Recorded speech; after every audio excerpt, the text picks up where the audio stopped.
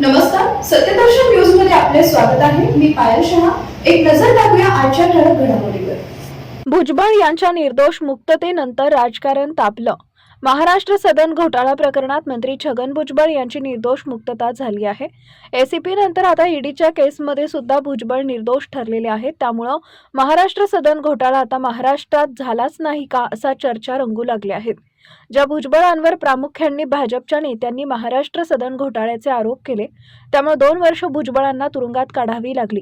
महाराष्ट्राच्या राजकारणात एखाद्याला इशारा देताना तुमचा भुजबळ करू अशी समीकरणं वापरली गेली. आता त्याचं काय झालं, त्यावर भाजप उत्तर देणार का असे सवाल विरोधक करत आहेत.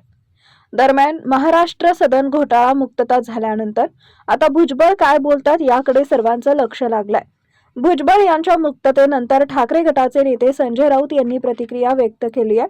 भुजबळ मुक्त झाले. आता भाजप आणि ईडी प्रशासनानं भुजबळांची माफी मागावी अशी मागणी राऊत यांनी केली आहे.